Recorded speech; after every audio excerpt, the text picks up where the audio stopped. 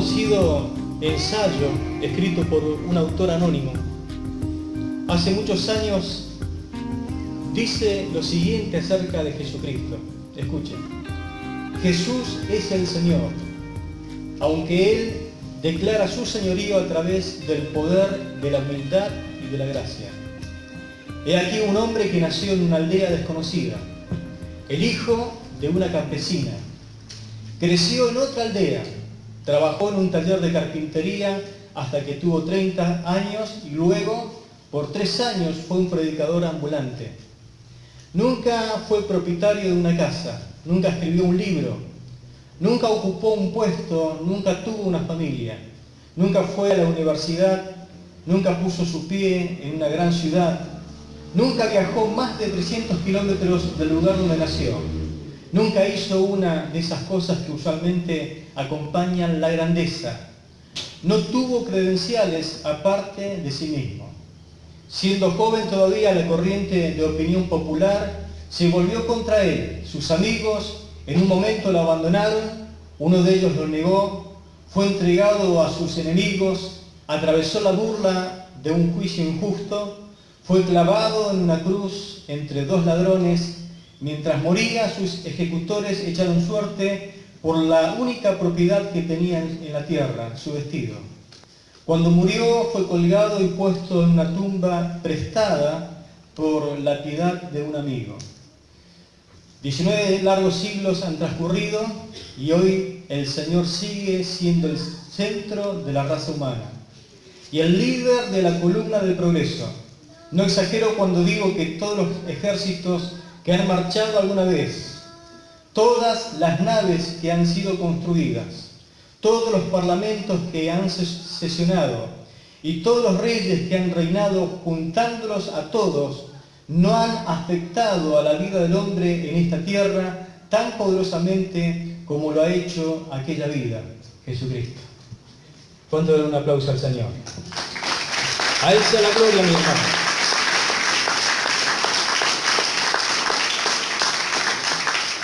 Otro artículo de un reconocido autor de la revista Life dice: Jesús dio a la historia un nuevo comienzo. En otras partes de la tierra, Él está como en casa. El día de su nacimiento se observan en todo el mundo. El día de su muerte ha hecho que se proyecte una cruz en el horizonte de todas las ciudades. Aún el gran Napoleón admitió lo siguiente: conozco a los hombres y les digo que Jesucristo no fue un mero hombre. Entre Él y cualquier otro en el mundo no hay ningún posible término de comparación. Todas estas palabras son palabras impresionantes. Tal es el testimonio de personas influyentes que pudieran multiplicarse a centenares con respecto a la persona más fenomenal que alguna vez haya estado sobre esta tierra, el Señor Jesús. Sin duda alguna, Él es único. Él es impresionante. Él es imponente en el sentido más verdadero, exacto de la palabra.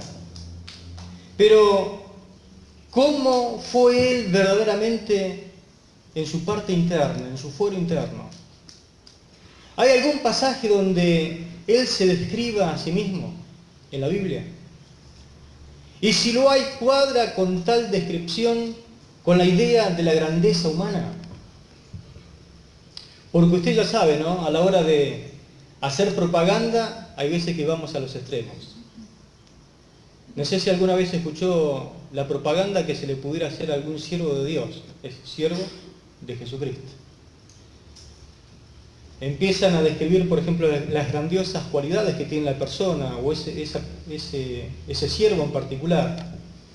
Alguna propaganda que por ahí usted pueda escuchar. Venga a ver o venga a escuchar al apóstol de los apóstoles. Como para agigantar o agrandar la característica que tiene esta persona. El hombre más usado del momento. El más ungido. Escuché, esta sí la habrá escuchado. El más ungido de todos.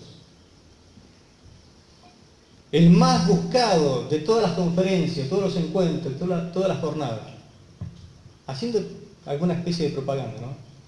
Pero permítame decir que todo esto dista mucho de la manera que él se describió a sí mismo. Nunca mencionó nada acerca, por ejemplo, de sus atributos, porque en la Biblia hay un lugar donde él se describe a sí mismo. Él podría haberse descrito de alguna forma, por ejemplo, mencionando sus atributos como Dios. Él nunca habló de su omnipotencia, de su omnisciencia, de la eternidad, de la omnipresencia. Es decir, que Dios está en todas partes, Dios no tiene comienzo ni tiene fin, Dios lo sabe todo, todo lo puede, pero él nunca se mencionó a sí mismo con esa clase de atributos. Nunca habló de su sabiduría, de su ciencia infinita, de su poder, de su santidad, de su autoridad, de su dominio. ¿Le gustaría que nos pudiéramos sorprender juntos? Mateo capítulo 11, versículos 28 y 29, sin perder de vista el pasaje que les di. Allí encontramos el lugar donde él se describe a sí mismo. Mateo, el capítulo 11, verso 28, dice lo siguiente.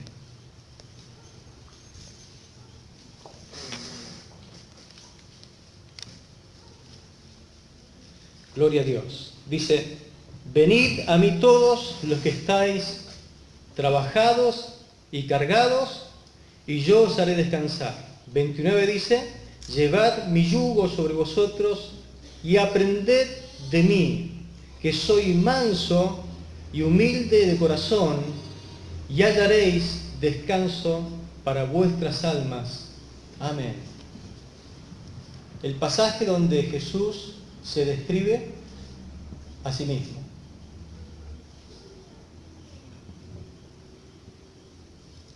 Soy manso, soy humilde. Podría haber dicho muchísimas otras cosas, ¿no? Pero soy manso, soy humilde. Estas dos características son características que se aplican al siervo, a una persona que sirve, al siervo de Jehová, al siervo de Dios. Manso significa, como muchas veces lo he comentado, fuerza bajo control. Fuerza bajo control. La palabra manso en la Biblia, o mansedumbre, se utiliza cuando se domestica a un caballo, que tiene el brío de un pura sangre, pero usted sabe que si no se lo domina, si no se lo pone bajo control, no serviría de mucho. Pero ese caballo domado puede ser de mucha bendición. Habla de la fuerza del viento huracanado, pero controlada, que con un viento oportuno puede mover las aspas de un molino, pero usted sabe que un huracán puede hacer volar chapa y tirar paredes, ¿no? Es fuerza bajo control. Un siervo de Dios, usted y yo, somos llamados a poner bajo control nuestras fuerzas para poder ser de bendición. Pero también habla de humildad. Soy manso, soy humilde. Y la palabra humilde en este lugar significa, ese humilde de corazón, describe a alguien que ayuda. Alguien que ayuda. Entonces, aquí entra en juego también la entrega para poder ayudar y la solicitud en dicha descripción que hace del siervo. Una persona que quiere ayudar y se entrega a esto y lo hace con mucha gana, poniendo todo de sí. No tiene nada que ver esta descripción con ser una persona débil e insignificante. Él se describe a sí mismo como manso y humilde. Y lo bueno es que el Padre Celestial, a lo largo de toda la historia, y aún en este tiempo, está dedicado a formar personas como Jesucristo. Personas que lleguen a ser manso y humilde, como su Hijo. Y cuanto más nosotros nos parecemos a Jesús, más van a coincidir estas descripciones que hace el Señor de sí mismo en nuestra persona. Qué bueno que te puedan considerar como una persona mansa y humilde, parecido a Jesús. Ahora, todo cristiano que desee manifestar estas características debería imitar a Jesús. Y la mejor manera de mostrarnos mansos y humildes de corazón es a través del servicio obediente. Servicio y obediencia siempre van de la mano, siempre parecen hermanas gemelas, siempre están juntas. El servicio y la obediencia. No puedo servir si no obedezco, y si obedezco voy a servir, como el mismo Señor lo confesó abiertamente en Juan capítulo 8, verso 29 y 28 y 29. Él dice, no hago nada por mí mismo, y después añade, hago siempre lo que le agrada. Él mismo está confesando de que era un siervo de Dios que obedecía puntualmente lo que el Padre le decía. Lo que Él dijo lo verifica justamente su obediencia puntual a lo largo de toda su vida. Jesús siempre practicó lo que Él predicó.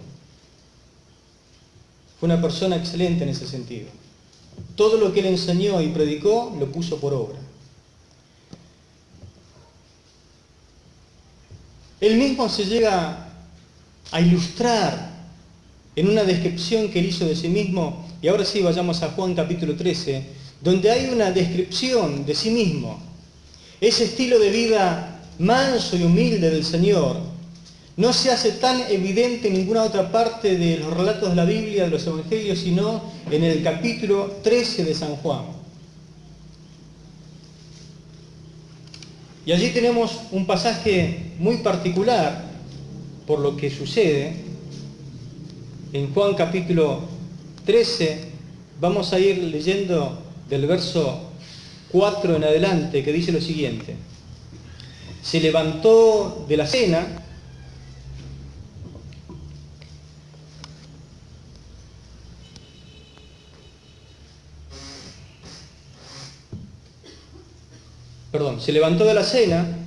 y se quitó su manto tomando una toalla y se la ciñó. Luego puso agua en un lebrillo y comenzó a lavar los pies de los discípulos y a enjugarlos con la toalla con la que estaba ceñido. Entonces vino a Simón Pedro y Pedro le dijo, Señor, ¿tú me lavas los pies? ¿Tú me lavas los pies? Respondió Jesús y le dijo, lo que yo hago tú no lo comprendes ahora, mas lo entenderás después. Pedro le dijo, no me lavarás los pies jamás. Jesús le respondió, si no te lavare, no tendrás parte conmigo. Le dijo Simón Pedro, Señor, no solo mis pies, sino también las manos y la cabeza. Jesús le dijo, el que está lavado no necesita sino lavarse los pies, pues está todo limpio, y vosotros limpios estáis, aunque no todos, porque sabía quién le iba a entregar. Por eso dijo, no estáis limpios todos. Así que después que les hubo lavado los pies, tomó su manto y volvió a la mesa y le dijo, ¿sabéis lo que os he hecho? Vosotros me llamáis maestro y señor y decís bien porque lo soy. Pues si yo, el Señor y Maestro, he lavado vuestros pies, y vosotros también debéis lavaros los pies los unos a los otros. Porque ejemplo os he dado para que, como yo os he hecho, vosotros también hagáis. De cierto os digo que el siervo no es mayor que su Señor, ni el enviado es mayor que el que lo envió. Si sabéis estas cosas, bienaventurados seréis si las hiciereis. Amén. Gloria a Dios. Hablando un poquito del trasfondo histórico de aquel tiempo, el suceso que recién hemos leído ocurre en Jerusalén. Y Jerusalén en tiempo del Señor, donde andaban, las calles no estaban pavimentadas. Era muy raro encontrar alguna calle pavimentada, pero en Jerusalén no existía el pavimento. Así que las calles eran polvorientas, e imagínense los días de lluvia, todo barro. Así que en Oriente había una costumbre que cuando se invitaba a una cena, el anfitrión ponía a disposición al siervo de menor rango de la casa para el servicio del lavamiento de los pies. Y el siervo se arrodillaba, tomaba una toalla y un lebrillo y lavaba los pies de los invitados, quedando ahora sí recién preparados para poder entrar a la cena. Y todo lo que era, por así decirlo, zapatos, sandalias, botas, lo que calzaban las personas invitadas, todo quedaba afuera. Si el hogar no podía poner a disposición a un esclavo, tomaba el servicio del lavamiento de los pies uno de los primeros invitados. Y es interesante notar algo en el pasaje recién leído. Ninguno de los discípulos se ató la toalla a la cintura y tomó el lebrillo. Ni uno. De lo que podríamos considerar menor rango que el Señor. Ninguno se ofreció y le dijo: Señor, no estamos utilizando el servicio de lavamiento de pies, así que permítemelo hacer a mí. Dame este privilegio de poder lavar los pies. Ninguno se ofreció. Ahora sí, como sabemos, inclusive en ese mismo día, por el paralelismo de los otros evangelios, sí estaban interesados en pelear, por ejemplo, por los tronos y por los lugares, tanto a la derecha como a la izquierda del maestro, y no estaban tan interesados en a ver quién tomaba primero la toalla. Pero esas cosas que a menudo nosotros criticamos de los discípulos, de los apóstoles, también no son muy raras en el día de hoy. Por eso cuando uno lee el relato de lo sucedido, y al meditar en estas cosas que nosotros observamos en el pasaje, lo primero que notamos es lo siguiente, que el ser siervo, en primer lugar, es algo que no se anuncia. Jesús no dice: voy a darles una lección de humildad, así que por favor presten atención. No dice eso. Tampoco dice: observen por favor mi tremenda humildad. Usted no va a encontrar nada de esto en el pasaje. ¿Por qué? Porque el ser siervo no es una cosa que uno tendría que anunciar. Jesús era muy diferente a los fariseos, que ellos sí anunciaban las buenas nuevas. Cuando los fariseos, los religiosos de aquel tiempo, iban a hacer algo que tenía que ver con la práctica de su religión, tocaban trompeta, dice el Señor. A ver, presten atención que voy a dar una ofrenda, una limosna a esta persona necesitada. Y entonces todos prestaban atención y él daba la limosna y todos aplaudían. O si no, cuando hacían las oraciones, las hacían en las plazas, levantando la voz para ser visto por los hombres. Ellos sí anunciaban todo lo que querían hacer para ser aplaudidos, para ser recompensados. Pero Jesús fue muy diferente a los religiosos de aquel tiempo. Por la costumbre de la forma de comer en aquel tiempo, usted no sé si habrá notado alguna vez un cuadro de Leonardo da Vinci que él pintó La Última Cena, donde hay una gran mesa y allí están distribuidos todos los discípulos de un solo lado de la mesa.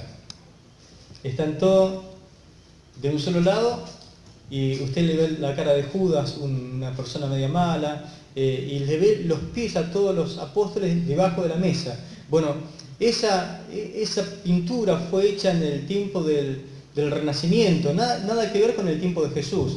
La gente en el tiempo del Señor comía, vamos a decir, inclinada con un codo apoyado en tierra, y la mesa era una mesita, por así decirlo, como ratonera, y ahí se ponían la comida y todos se arrimaban a comer, así que era casi imposible que pasara por alto una persona que tuviera los pies sucios. porque prácticamente los pies era parte de lo que se podía oler continuamente ahí, aparte del sabor de la comida. Así que Jesús habrá pensado, vamos a hacer las cosas bien, vamos a lavar los pies de estos muchachos. Así que el gran tema fue cuando llegó a Pedro. Usted ve que Pedro siempre es un personaje terrible, ¿no? Él no quiere que le laven los pies, así que él se pone medio rebelde, ¿no? El hecho de ser siervo también incluye recibir bondadosamente así como dar bondadosamente. ¿Usted ve lo mal que se pone Pedro? Llega a ver todo lo que el Señor hace con todos, y cuando llega a él es como que se pone a la defensiva, le dice, Señor, no me vas a lavar los pies jamás. ¿Por qué hace eso Pedro?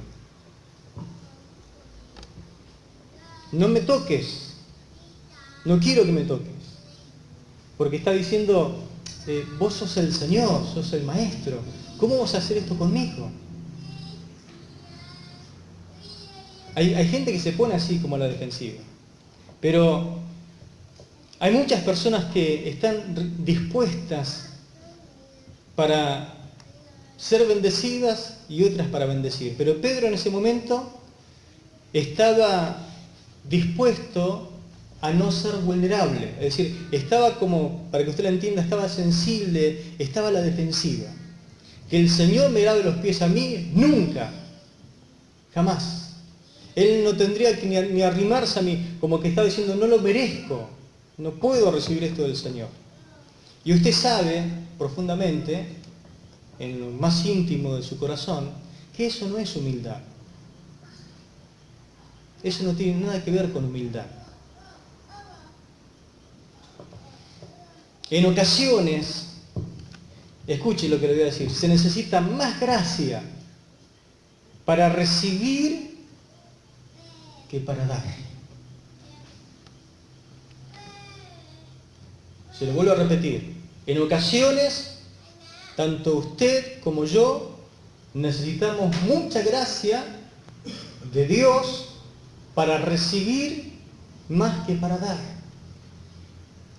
Porque es casi como algo que por regla general nosotros estamos más dispuestos para dar que para recibir. Y la renuencia de usted y de parte mía también de recibir, realmente lo que expone es nuestro orgullo. Nuestro orgullo.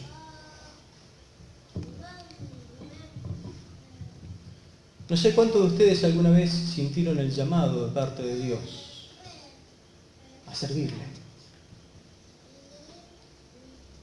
¿Y con cuántas cosas tiene que luchar un siervo de Dios?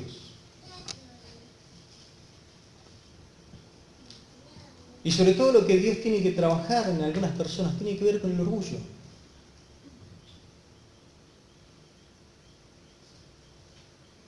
Porque hay veces que uno tiene la capacidad, por ejemplo, me voy a poner como ejemplo en algunas cosas.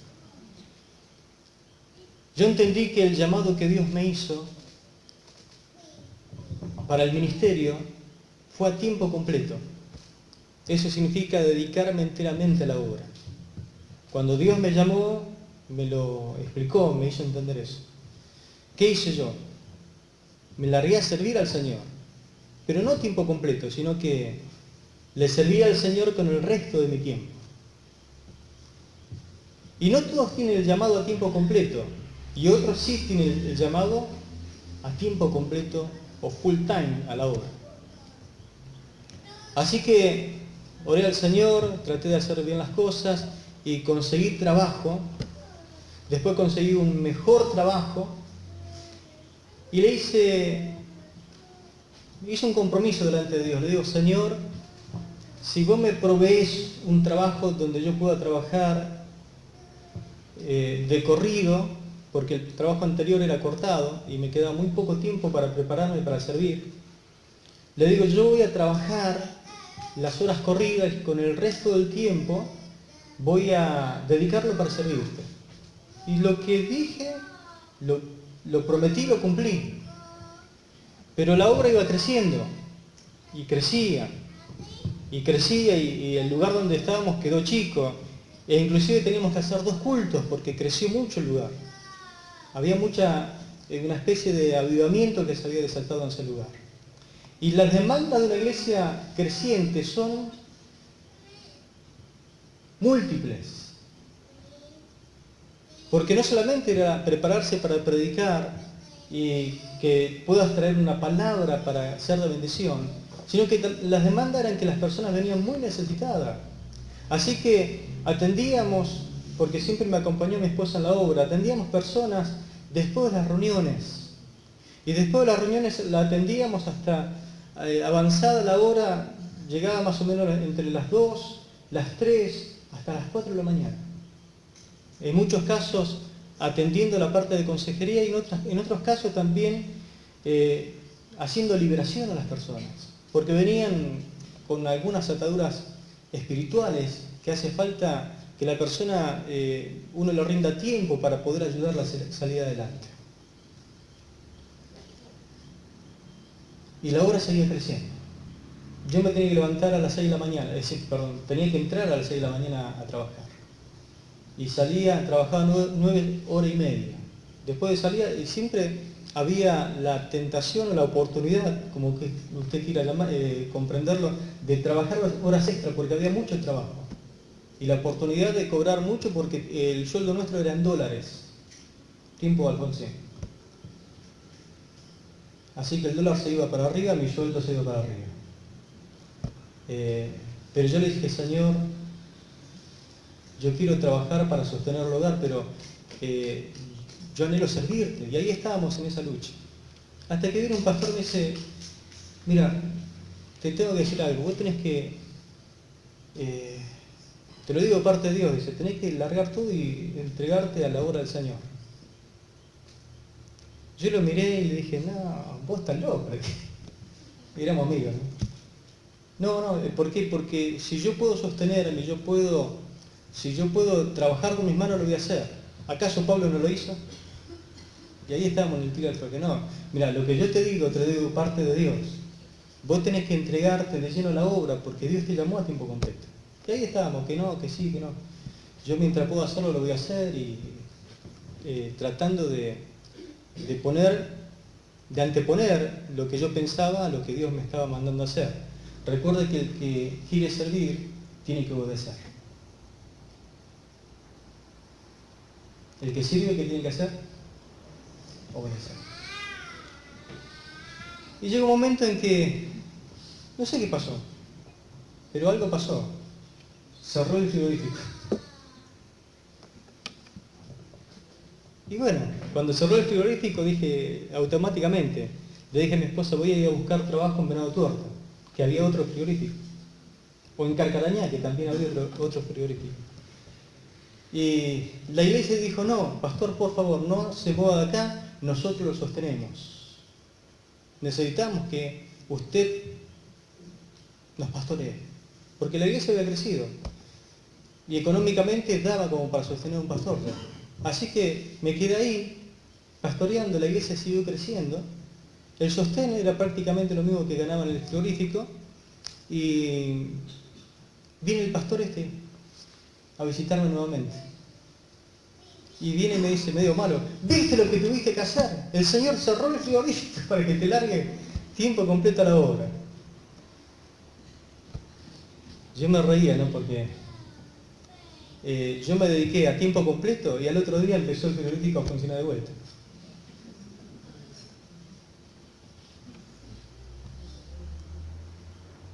Son cosas que pasan, ¿no? El siervo tiene que aprender a obedecer. Bueno, y aprendí, en algunas cosas soy medio cabezón, pero hay cosas que a veces Dios hizo en mi vida para hacerme entender qué cosa, que me tengo que sujetar a la dirección de Dios. Y tengo que tener la capacidad de manejar mi sensibilidad, ese tema de sentirse vulnerable, dejarlo todo en las manos del Señor y permitir que Él trabaje en mi vida. Me siento a veces medio identificado con Pedro en algunas cosas que a veces tienen que ver con este tema del orgullo, que se expone justamente al no querer recibir algunas cosas que Dios quiere hacer en nuestra vida. En muchas ocasiones creemos que lo adecuado siempre es amar a las personas y lo inadecuado es permitir que las personas te amen. No sé si a usted le pasa. ¿A cuánto de ustedes les gusta regalar algo? Algo bueno, algo lindo. Usted viene y dice,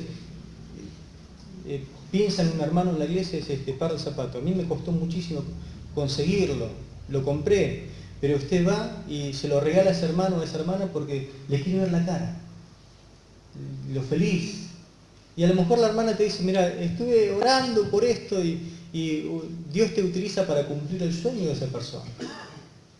Y viene otro hermano de la iglesia y te dice, mira, yo estuve orando al Señor y Dios puso esto en mi corazón para poder regalártelo. Y usted dice, no, a mí, yo te pedí que me lo regales, no. No lo quiero. ¿Cómo? Pero te lo doy de parte de Dios. No. No quiero aceptar eso. Pero usted insiste, no lo quiero. ¿Cómo se va esa persona? Triste, mal. Se siente mal esa persona. Y a veces pasan estas cosas, ¿qué es lo que manifiesta esa persona? Que tiene más gracia para dar que para recibir. Por eso, a veces que cuando uno no entiende el tema de recibir, expone el orgullo que uno tiene escondido en lo profundo del corazón.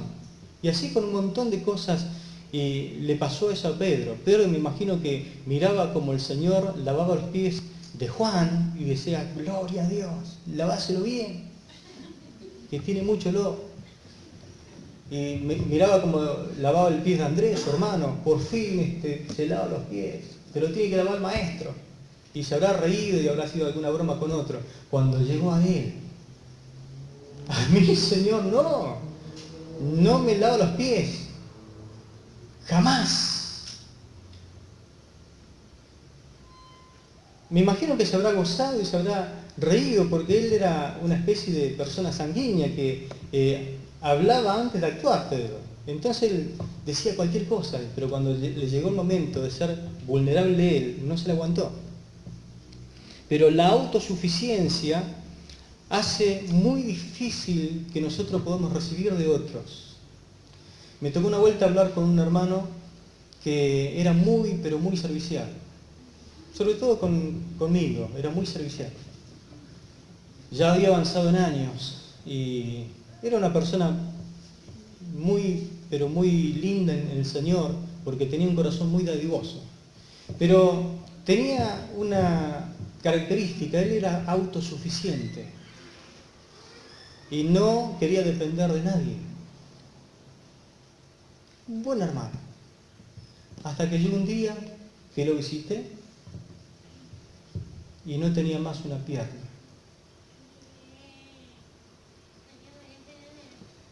Y él tenía preguntas para hacerle al Señor y hablaba un montón de cosas que no entendía. Y hablando entre una cosa y otra le digo, mirá lo que tuvo que llegar a hacer el Señor. ¿Para qué? Me dice. Para que te humilles y pidas ayuda a los demás. Porque Dios tuvo que trabajar el pecado de la autosuficiencia en tu vida. Muchas veces, de una u otra forma, pero no lo entendiste. Y Dios obró. ¿Sabe qué hizo esta persona mayor? Porque tenía más de 70 años, una persona coherente, razonable. Me dijo, tenés razón.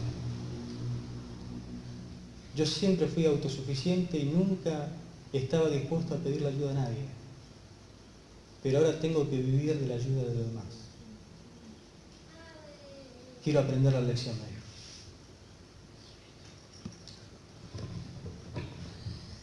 Las demás personas llega un momento que también necesitan y quieren tener esa oportunidad de demostrar el cambio en su vida, por el cual a veces uno mismo está orando, está clamando, está gimiendo delante de Dios, luchando para que se pueda lograr ese cambio en esas personas, y hay veces que nosotros mismos les cerramos esa oportunidad de demostrar el cambio que Dios ha obrado en sus vidas. Pero hay circunstancias donde necesitamos humillarnos y necesitamos demostrar que también necesitamos de los demás. No sé cuántos de ustedes habrán pasado o pasarán o estén pasando quizás por la pérdida de un ser querido. Uno se encuentra vulnerable, más cuando uno está enfermo, cuando la situación se va prolongando en el tiempo. Yo recuerdo situaciones, por ejemplo, en un accidente que tuve a los 18 años, a los 18 años tuve el tema de la peritonitis. Estuve internado, estuve a punto también de morir, pero nunca sentí, por ejemplo, la ausencia de los hermanos. Siempre me sentí acompañado e inclusive me han visitado personas que ni siquiera creí que me iban a venir a visitar, pero ahí estaban presentes con su oración, con su consuelo, salir adelante. A los 25 años tuve el accidente este que les quería contar, donde también uno quedó expuesto ante esa situación y yo tuve que guardar cama durante 15 días. La situación se agravaba porque tenía 3 hijos chicos. Mi esposa por ahí no daba abasto también con la atención de la congregación. Pero allí estaba la gente dispuesta. Por ejemplo, vino una hermana y dice, yo quisiera ir a colaborar con ustedes. Y nos habló y dice, yo quisiera ayudarles con la limpieza de la casa, porque sé que ahora se le va a hacer muy difícil a Sonia poder limpiar. ¿Qué hizo la hermana? Se ofreció. ¿Qué cree usted que nosotros hicimos? Aceptamos. Aceptamos la ayuda. Con 3 chicos. Y la hermana re contenta. Feliz. Vino otra hermana y dice, yo quiero ayudarla a cuidar a los chicos. Y ahí estábamos, tratando de darle lugar a uno, darle lugar a otro, y los chicos contentos. Podían comer, podían ir a la escuela, venir. Por ahí hay cosas que yo hacía, bueno, ahora no la podía hacer, pero había hermanos que se ofrecían. Pero si uno no le da lugar a aceptar la ayuda, no solamente uno rechaza ese mimo, sino que también no le da oportunidad a los hermanos de demostrar que también están dispuestos a dar y que el Señor los cambió. Hoy es muy difícil que la gente haga algo sin que haya un doble sentido en su corazón, pero el Señor cambia a las personas. Y estas personas se estaban demostrando de que había un cambio en su interior. Amén. Así que tenemos que tratar de darle ese lugar a las personas que ellos demuestren que están cambiando. Unos chicos que habían sido cambiados. Usted sabe que hay diferentes clases de hobbies. Estos chicos se drogaban, visitaban los prostíbulos, cometían toda clase de pecado. Dios los cambió y en algunas cosas ellos quisieron estar juntos, así que se dedicaron a hacer algunas cosas que no eran tan graves. Por ejemplo, se dedicaban a cazar. Y entre una de esas cazas que hicieron, cazaron una comadreja. Y la trajeron y dijeron, pastor, lo mejor que hemos conseguido se lo queremos ofrecer a usted para que lo coma. Pero digo, yo no como, no sé ni cómo pelarlo. No se preocupe, se la traemos preparada. Lo único que tiene que hacer es ponerla al horno y listo. Bueno, así que la trajimos y la comimos también. Después vinieron como un peludo. ¿Come peludo, pastor? Ellos le brillaban los ojitos. Y sí, vamos a comerlo, digo. Y lo trajeron preparado y comimos el peludo también. Y después vinieron con una iguana. ¿Come iguana, pastor? No sé ni lo que es, digo, pero... No, usted no se preocupe, se la traemos toda hecha para poner al horno, la condimentaron, la pusimos al horno y gloria a Dios. Yo tenía que darle la oportunidad a ellos para que ellos también se sintieran que estaban haciendo algo bueno y que lo hacían de corazón. Pero imagínense que yo me pare y digo, no, yo comadreja no como. Mi apetito no da para eso. Y imagínense las cosas que a veces ocurren, ¿no? Le puedo contar un montón de cosas que ocurren cuando uno quiere ofrecer lo mejor y la otra persona no está disponible o saca una chapa de orgullo que dice, no venga con esto, tenés que venir con algo superior. Y la persona queda hecha pedazo.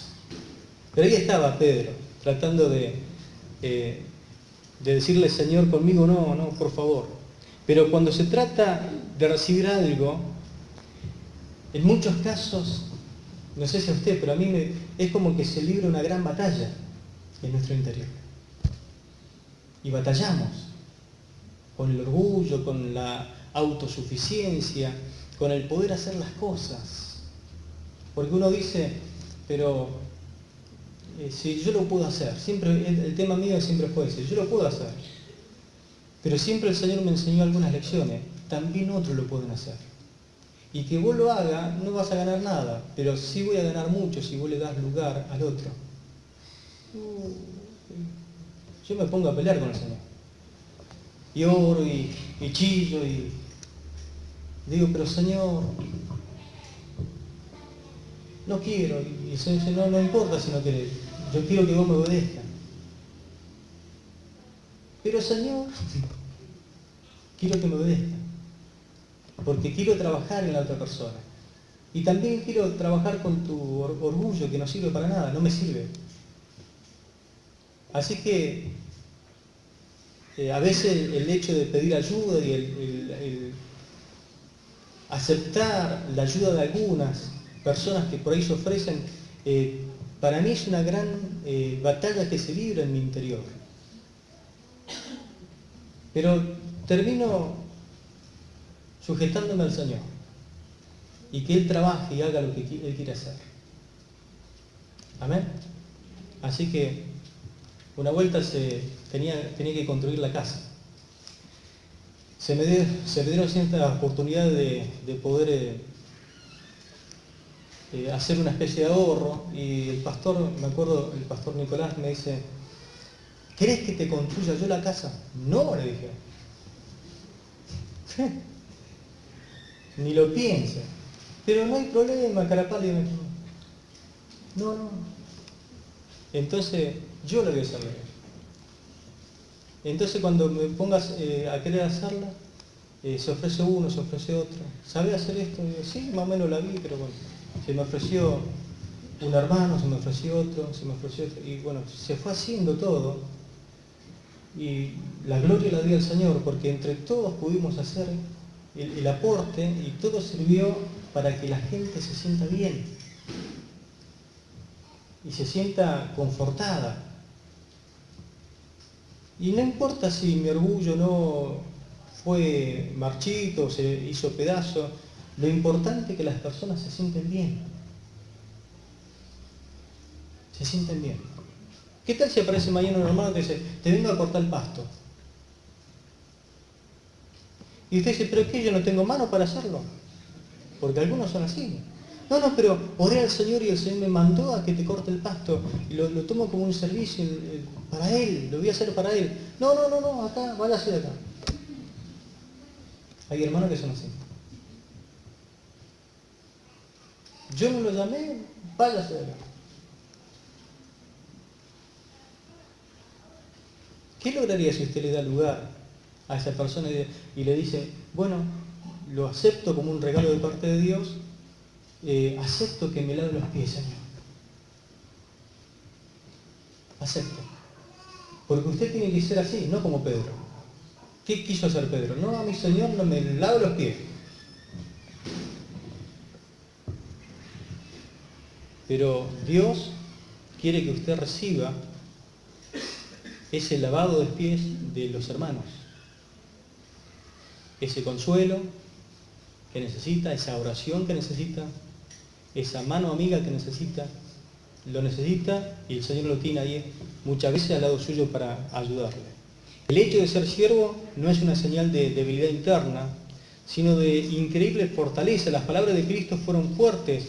En un momento le dice al Señor a Pedro, escuche, si no me dejas hacerte esto, ¿qué le está diciendo? Pedro, hasta aquí llegamos. Andate nomás. Las palabras de Cristo en ese momento fueron muy fuertes. Si no me dejas hacerte esto, no tienes parte conmigo. Muchas veces hablamos de las palabras fuertes del Señor y las leemos, pero esta fue una palabra fuertísima en la vida de Pedro. Le dijo, Pedro, si no te dejas lavar los pies, mejor andate. Si no te dejas bendecir, andate. Acá no entras, no sos parte. Y como siempre Pedro exagera, le dijo, no, Señor, bañame también. Como para salir adelante, ¿no? Bañame si querés, Señor. Y le dijo, no, los que están bañados solamente necesitan limpiarse los pies. Vuelvo al contexto de antes. Los baños eran públicos. De salir del baño a la casa se ensuciaban los pies, entonces tenían que lavarse los pies. Y una pregunta rara le hace el Señor, ¿ustedes saben lo que yo les hice? Era obvio. Iban a responder, nos lavaste los pies, Señor. Pero el Señor le hace esa pregunta para hacerlos pensar un poquito, como diciendo, escuchen, hay una lección que yo quiero que ustedes aprendan de esto. Aprecien esta lección. Entonces le dice, yo soy vuestro Señor y vuestro Maestro. Amén, dijeron. ¿Cuál fue la lección que ustedes tenían que aprender? Y alguno dirá, obvio, la lección que todos sabemos. Favor con favor se paga, dice, ¿no? Usted conoce ese dicho. Vos me haces un favor, yo te hago otro favor. Vos me cortás la uña, yo te corto la uña. Vos me invitas a comer, yo te invito a comer. Vos me das 100, yo te doy 100. ¿Me ayudás? Yo te ayudo. Eso es lo que es el mundo. Pero en el caso de Jesús, Él sabe, esto sería un privilegio. A ver acá, ¿cuántos de ustedes le quisieron lavar los pies a Jesús? Yo me pongo primero. Pero era obvio que no iba a hacer esa lección, porque el Señor le quiere dar una lección a aprender, pero lejos está el privilegio de estas cosas. Entonces, el Señor sabe que es un privilegio. Y hasta harían cola los discípulos, déjame a mí, Señor, primero yo te lavo los pies a vos, ya que vos nos lavaste a nosotros. Pero Él dijo algo muy interesante, y quiero que usted escuche. Así como yo le lavé los pies a ustedes, yo quiero que ustedes le laven los pies al otro. Tienen que aprender a lavarse los pies los unos a los otros.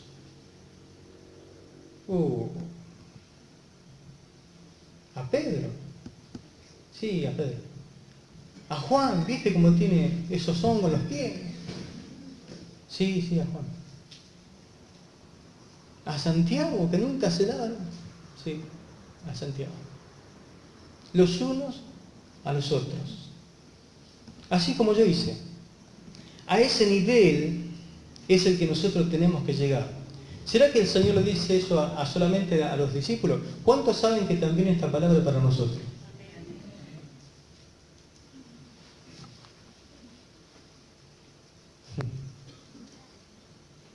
No voy a sacar una palangana y una toalla en esta noche. Pero hay algo que usted tiene que aprender. Lavarle los pies a su hermano. Lavarle los pies a su hermano. Y son dos lecciones. Primero, sacarle la suciedad. Sacarle la suciedad. ¿Qué significa eso? ¿De qué forma yo permito que la persona sea limpia de suciedad?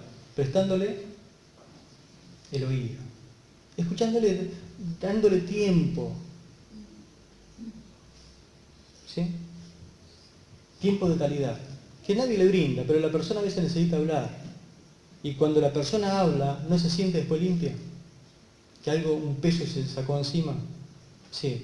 Pero en segundo lugar, una lección muy importante que quiero enseñarle hoy. También lavarse los pies significa hacerle bien al hermano. Hacerle bien. Nunca vino de una jornada de mucho trabajo, donde usted tiene los botines puestos y estuvo trabajando 12 horas y llegó a su casa y su amada esposa le dice, sentate. Y viene con una palangana, agua caliente o tibia y le echa sal, no sé para qué, pero le echa sal, y le pone los pies y le dice, refrescate porque te voy a lavar los pies. Y usted se siente como un rey. Y después que tiene un tiempo el agua ahí en los pies, es agua tibia, saca los pies, su esposa se lo seca. No es una película. Pero a veces eso pasaba antes, pasaba así. Algunos dicen, Señor, que pase de vuelta, pero esas cosas, ¿cómo se sentía la persona? Aliviada. Los pies que venían hinchados de repente se sienten bien, se sienten como que quieren volver a trabajar mañana. Se sienten bien, que alguien le hizo bien. Antes se tenía esclavo para eso. Pero los tiempos han cambiado. A ese nivel tendremos que llegar todos. A ayudarles a sacar las cosas feas de su vida, pero también bendecirlo. Y él deja bien en claro esto, que él no espera que esto sea algo teórico, sino algo práctico. Imagínense que viene el Señor a rendir cuenta y le dice, a ver, quiero que ustedes me rindan cuenta, por favor. Él pide que le rindamos cuenta. A ver, ¿cuántos saben lo que es el lavamiento de los pies? Si usted dice sí, quedan Juan capítulo 13. Muy bien. ¿Cuántos lo saben de memoria? Tanto. Yo sé este versículo de memoria. Es más, hicimos una jornada para estudiar esta palabra, Juan capítulo 13, lavamiento de los pies. Y algunos dicen, sí, yo conozco más versículos, el contexto, lo que antecede, después lo que está después. No, el Señor no quiere que estudiemos Juan capítulo 13, sino que lo pongamos en práctica. No es solamente estudiarlo, no es solamente... tenemos que llevar a la práctica este hecho de ayudar a nuestros hermanos. Tampoco es un asunto de lavar pies, porque algunos dicen, vení que yo te voy a lavar los pies. Y pone a hervir el agua. Y larga el agua hirviendo y dice, pon el pie acá. Y le pone el pie. ¡Ah! No es ponerlo en agua hirviendo, tampoco en agua congelada.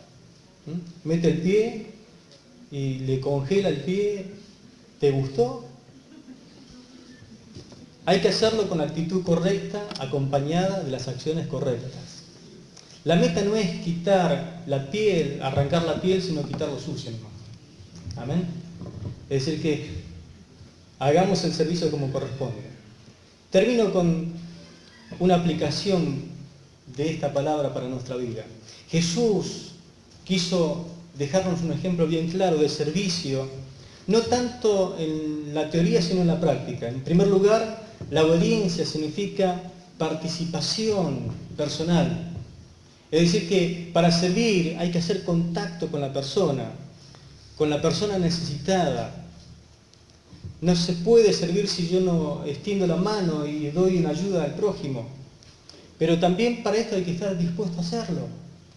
Usted puede ver cualquier clase de persona necesitada y sentir lástima y decir, voy a preparar una palabra sobre la necesidad. Pero lo que a veces el Señor pide es que extienda la mano y le ayude a ese necesitado. No es solamente teórico, es práctica también. Entonces, la disposición precede siempre a la participación. Dice el verso 14 lo siguiente: pues si yo, el Señor y Maestro, he lavado vuestros pies, vosotros también debéis lavaros los unos a los otros. Es decir, que el Señor está tratando de decir que necesito la participación de tu persona, que te metas en este proyecto de hacer bien al otro. ¿Nunca vi una persona mal que llegó a la iglesia? Y va y le comenta, ¿viste cómo llegó aquel hermano? La cara lo decía todo. ¿Qué decía? Y que estaba re mal. ¿Y qué hiciste para ayudarlo? Nada. ¿No le preguntaste por qué estaba mal? No. ¿No te acercaste a orar, a decirle, mira, contame porque quiero orar por tu vida? No. ¿Quién es el hermano? ¿Sabés cómo se llama? No. Ah, qué bien. Cero. Amarse. Lavarse los pies unos a otros, nada. ¿Cómo va a orar por esa persona si no lo conoces? Si no sabes el nombre. Si lo viste mal y no te arrimaste. ¿Qué es lo único que va a decirle? Señor, qué lástima que perdí la oportunidad. Segundo, la obediencia reclama una generosidad como la de Cristo. Versículo 15 dice, porque ejemplo os he dado, para que como yo os he hecho, vosotros también hagáis. Esto es servir al Señor. Generosidad como la de Cristo. Hay que arriesgarse. Hay que extender los brazos. Claro que esto también tiene que ver con abandonar algún lujo o abandonar alguna comodidad, alguna tranquilidad, algún descanso. Claro, porque hay veces que el hecho de ayudar tiene que ver con que te robó la siesta, o te sacó de tu tranquilidad, o te está haciendo algo que te está sacando de lo común, de lo corriente. Como aquella persona que llega a cierta hora y golpea a la puerta o te toca el timbre y te dice, pastor, estoy mal, pastor, ayúdeme. Y que uno lo atiende y lo ayuda. Son a lo mejor las 2 de la mañana, a las 3, pero uno atiende a la persona y la persona se va bien. Se va bien. Ahora le cae una persona, porque usted sabe que es creyente, le toca la puerta, estoy mal, necesito ayuda. Ah, te doy el teléfono del pastor, para.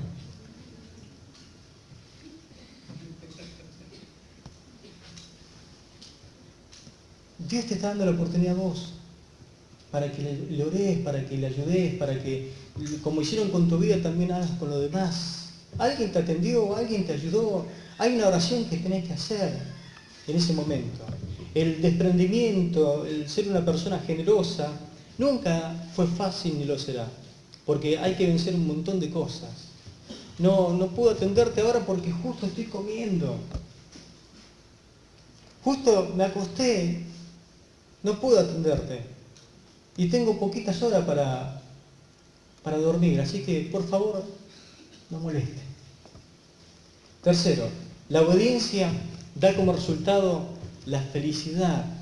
Dice el verso 17, si sabéis estas cosas, escuche, subráyalo, bienaventurados seréis si las hiciereis. ¿Qué significa bienaventurados? Algunos dicen 3 veces, felices, dichosos. Una nueva que escuché y me gustó mucho, dignos de envidia. Está buena esa, ¿no? Dignos de envidia, de ser envidiados. Felices. Si lo ponen por obra. Si lo ponen por obra. La felicidad, justamente dice, el Señor viene al hacer estas cosas, al realizarlas, al ponerlas por obra. ¿Qué tal sería muy bueno que en esta noche esté pensando a quién le puedo lavar los pies? No literalmente. Pero hay personas que necesitan que lo bendigas, que le hagas sentir bien. Otras personas necesitan charlar y a lo mejor alguien está orando, Señor, ¿no habrá alguien que me atienda unos minutos porque necesito contarle un par de cosas para salir adelante? Tenemos que llevarla a cabo. El Señor dice, no es solamente estudiarla, discutirla, memorizarla, es ponerla por obra. Ahora, pastor, si yo pongo por obra esto, si yo pongo por obra el lavamiento de los pies, me tomo el tiempo para ayudar a mis hermanos y hacerle bien, ¿eso quiere decir que todo me va a ir bien? No. No dice eso la Biblia. ¿Voy a prosperar económicamente? Tampoco. No dice eso. ¿Estaré protegido de todo sufrimiento? No. Tampoco dice eso. Dice que no tendremos que hacer frente a ninguna circunstancia dolorosa de ahora en más en la vida porque pongo por obra esta palabra. No, no dice eso. ¿Querés que te cuente cómo le fue el que le lavó los pies a los discípulos?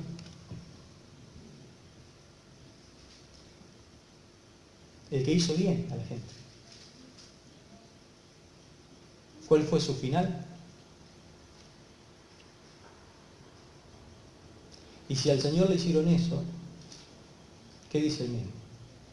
¿Cuánto más no le va a pasar al que? Si a la rama verde hicieron esto, imagínense al que está listo para hacer achado. No dice todas esas cosas, no hay promesas, pero dice que seremos felices. ¿Sabe cuánta gente infeliz hay en la iglesia? En el buen término, ¿no? Que no es feliz, no se siente bienaventurada, porque no se dedica a hacer bien a la gente. No se dedica a hacerla sentir bien a la gente. Cuando uno toma un tiempo para matar su orgullo y su egocentrismo y vive para ayudar a los demás, él es la persona más feliz que existe. Dichoso. El regocijo viene cuando nos enrollamos la toalla en la cintura, tomamos la palangana de manera tranquila y bondadosa, ponemos cara de contento, cara de alegre, lavamos los pies de algunos de nuestros hermanos y a la manera de Jesús, como él dice, yo soy manso y humilde de corazón. Amén. Tratando de ayudar a la gente a salir adelante de su pobreza espiritual. Esta es la clase de servicio que él necesita en la iglesia. No acepta otra clase. Lo demás a lo mejor es algo que parece, pero no será. Esta es la verdadera clase de servicio que él pretende.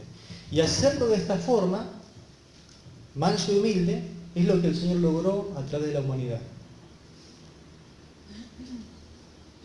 La gente habla la grandeza de Cristo. Lo trata de enaltecer de la forma más variada que existe. Pero ¿sabe cuál fue el secreto? ¿Cómo pudo influenciar en su tiempo y lo sigue influenciando hasta el día de hoy? Porque él dijo, yo soy manso y humilde de corazón. Nosotros queremos tener carisma, talentos, dones, queremos tener capacidades sobrenaturales, queremos tener tantas cosas, pero Jesús, con ser solamente manso y humilde, hasta el día de hoy sigue influenciando sobre la humanidad. ¿Cuántos quieren ser como Jesús? ¿Amén? ¿Cuántos vamos a orar en esa dirección? Señor, ayúdame a ser obediente a esta clase de servicio. Otra no acepta al Señor. Así como yo hice, quiero que ustedes